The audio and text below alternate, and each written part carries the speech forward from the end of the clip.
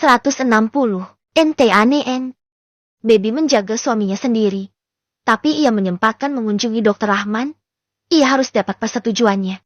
Karena kalau tak salah tebak, pasti pria itu akan lebih aware dengan keamanan Mas Hamad. Jadilah Baby menitipkan suaminya ke Bu Marni. Iya benar. Bu Marni. Beneran nitip ke beliau. Karena ibu yang satu itu masih saja gagal screening untuk operasi. Bahkan Baby sempat mikir. Kayaknya dia sengaja deh. Dia tetap sekamar sama Mas Hamad dan ngobrol terus sama Baby, karena semakin kesini. Beliau semakin bilang kalau di rumah dia nggak ada teman bicara selain Pak Marno. Itu pun kalau udah pulang kerja. Fix ini mah dia sengaja.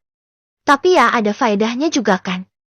Baby meminta persetujuan ke Dokter Rahman, walau berat dan dia sempat protes berulang kali, juga mengingatkan kalau ini super berbahaya. Tetap saja Baby bersikukuh. Ia tetap yakin kalau pria itu pelakunya. Baby sudah kembali lagi ke kamar sang suami.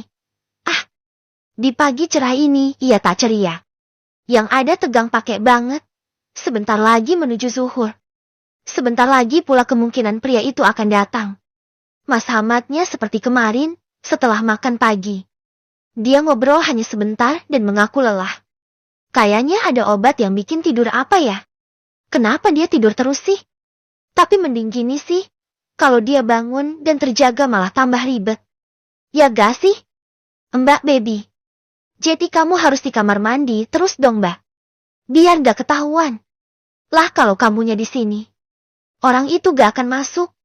Ucap Bu Marni yang sekarang jadi getol benar. Beneran getol dan niat dia mah. Sampai bikin cara biar hordengnya yang dalam posisi tertutup tetap bisa melihat Hamad. Baik banget ya Bu Marni. Ya Baby harus sabar-sabar aja dengerin curhatannya. Terus kalau dia baru datangnya 2 jam gimana Bu? Rengek Baby yang tiba-tiba kepikiran flaw atau kelemahan rencananya. Ya resiko tendo. Mau gimana lagi? Terus? Aku tahu kalau orang itu datang gimana. Tanya Baby lagi. Timing itu penting sekali. Nah, itu. Saya juga bingung. Udah ngumpet aja dulu deh. Urusan nanti teknisnya ya nanti aja. Suruh Bu Marni. Baby yang juga nggak ada solusi lain. Hanya bisa menurut. Ia masuk ke kamar mandi dan menutupnya. Baru 5 menit di dalam kamar mandi. Dia mendekatkan telinganya di pintu. Ada suara pintu terbuka dan langkah kaki berat seseorang. Nah ini dia palingan. Karena kalau perawat atau dokter, pastikan nanya. Ini penunggunya di mana? Atau ngucap salam. Ini enggak. Berarti, ini waktunya. Baby siap. Meregangkan badannya. Dan ia mengumpat dalam hati. Kenapa enggak kepikiran bawa senjata tumpul? Atau apaan gitu ya, buat ngemplang orang ini. Aji. Cekik aja ambe teler. Baby membuka pintu dengan cepat dan mau langsung melompat ke sosok yang berdiri di belakangnya. Tapi dia baru mau melompat. Bu Marni sudah geleng-geleng dan melambaikan tangannya dari kanan ke kiri dengan wajah mendelik. Orang yang mau ia serang juga berbalik. Dan memandangnya dengan heran. Dokter Reza. Adeh. Dokter. Sehat ya? Alhamdulillah. Sehat. Hampir saya mau kabur. Kayak mau diserang dari belakang aja Mbak Baby. Serem saya sampean. Keluhnya dan Baby meringis sambil garuk-garuk kepala. Lah si dokter napa nggak ngucap salam? Atau nanyain kemana penunggunya? Atau gimana kek? Atau gremeng gitu? Kok dimai? Bikin salah paham kan? Hehe. Iya dok. Saya kira orang asing mau saya smackdown. Hehehe. Balas Baby lagi karena jadi canggung. Si dokter muda itu menggeleng. Saya periksa ya. Ada keluhan gak? Mengenai perutnya? Atau kepalanya? Atau ada mual-mual? Gak ada dok. Tapi tidur terus orangnya. Ya capek palingan Bu. Recovery-nya juga bisa dari tidur. Balas si dokter. Yang kini membuka baju Hamad dan membuka juga perbannya. Ada seorang perawat yang baru datang dan membawakan alat-alat pembersih luka. Ia harus dibuka dan diperiksa jahitannya. Hamad terbangun saat si dokter memegang dan menyentuh permukaan pinggir bekas lukanya.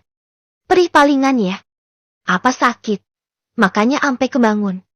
Mukanya juga bingung banget. Duh, Mas Hamadku, kurus lagi deh kamunya. Padahal udah ganteng-ganteng badannya berisi juga. Sakit Pak Hamad? Enggak dok. Balasnya serak. Seksi-seksi baru bangun tidur gitu. Si baby. Jadi gagal konsen. Ini urusan buat anak. Alamat cuti dalam jangka panjang ini. Fayah. Soalnya, mau pakai gaya apaan coba? Karena lukanya Hamad persis di perutnya. Kalaupun baby yang kerja di atas, tetap aja resiko kena tekanan di perut. Kok jadi mikir begituan sih? Ini urusan hidup mati juga. Baik, gak ada mual ya Pak Hamad. Makan. Normal. Kini dia menoleh ke arah baby. Awalnya kembung dok. Terus diperiksa. Ya saya tahu. Tapi sekarang sudah enak. Sudah dok. Makannya juga lumayan. Gak seperti normal, tapi masuk lumayan banyak. Jelas baby. Bagus. Semuanya bagus. Nanti kalau sudah enakan, sudah lebih segar. Boleh pulang. Tapi ini masih gak boleh kena air. Ya.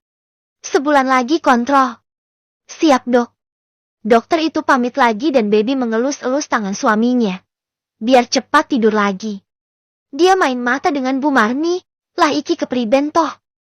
Hampir salah sasaran. Hamad tak lama tidur lagi. Dia beneran pelor sekarang. Cepet banget tidurnya.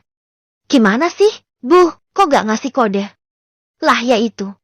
Saya juga kaget. Dokternya melotot ke saya duluan karena gula saya tinggi terus. Hehehe. Saya syok. Jadi lupa. Ya. Mbak baby. Kenapa gak sembunyinya di sini aja ya? Di tempat saya. Kan ketutupan hordeng. Kakinya nanti naikin aja. Biar gak kelihatan. Usul Bu Marni. Baby nepok jidat. Kenapa gak kepikiran ya? Kalau begitu kan dia bisa tahu juga. Siapa yang datang? Mukanya juga kelihatan dan efek kagetnya juga bisa. Dia juga bisa ngambil barang berat buat serangan. Ya. Kenapa gak dari tadi Bu? Tapi mending sih. Daripada enggak. Makasih ya Bu. Ucap baby bersyukur dapat teman macam Bu Marni. Yang walau agak absurd. Tapi beneran care dan peduli dengannya dan suami. Jadilah baby mangkal di tempatnya Bu Marni. Ia mengintip dari celah kecil yang ia buat. Sush.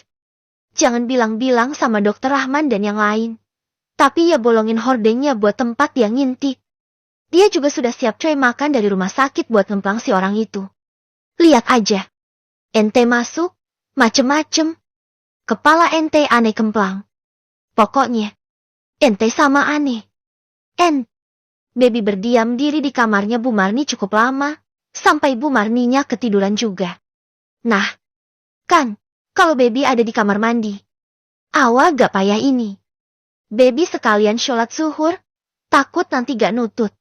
Jadi ia sholat di tempat Bu Marni. Ia tetap menjadikan lokasi Mas Hamad clear dan tertutup. Selesai salam. Baby meringkas semuanya dan kembali di posisi semula. Masih bersiap. Kreaak. Pintu kembali dibuka dari luar. Baik Hamad dan Bu Marni masih sama-sama tidur. Baby yang sejak tadi, kalau dalam keadaan siap memegang tray makan dari rumah sakit. Menahan napasnya, ia memicingkan matanya. Untuk melihat siapa yang datang. Orang yang datang itu berjalan dengan berjinjit. Perlahan sekali. Pelan. Pelan. Pelan. Ini sih fix. Baby semakin deg-degan. Sebentar lagi. Sebentar lagi. Dia tidak bisa melihat jelas wajah orang itu. Yang jelas ini bukan wajah orang yang ia kenal, dari caranya jalan, dan postur tubuhnya. Sama sekali tidak familiar. Kalau ia tak berniat buruk. Kenapa dia mengendap-endap coba? Baby semakin siap untuk menyerang. Pokoknya, dia gak akan berhenti sebelum orang ini pingsan. 3, 2. Pria itu semakin dekat, dan ia mengeluarkan sesuatu dari sakunya. Cara berjalannya sejak tadi mengendap-endap. Ini saatnya. Baby membaca bismillah di dalam hati dan mengembuskan napasnya panjang. Ia memegang erat tray itu dan menghambur keluar. Kedua tangannya di atas memegang tray itu di atas kepalanya. Ia siap memukul kepala orang itu. Fix dia bukan orang yang dikenal. Baby memastikan itu, karena ia sempat memandang wajah pria ketakutan itu. Pria yang wajahnya, maaf, jelek dan menyeramkan itu terlihat kaget dengan sosok baby yang menghambur ke arahnya dan memegang nampan besi di atas kepala. Semula kondisi tenang dan sunyi. Dua pasien sedang tidur siang. Ah, bukankah itu pemandangan tentram di rumah sakit orang yang sedang istirahat? Lalu karena baby, ketenangan itu langsung sirna dalam sekejap mata. PLRAANJJGG. Tiug. Nampan itu sudah ia kenakan di kepala pria tadi kenal itu, lalu orang itu jatuh pingsan. Baby langsung lari dan membuka pintu. Ia memajukan kepalanya, lalu berteriak. TOLONJJGG.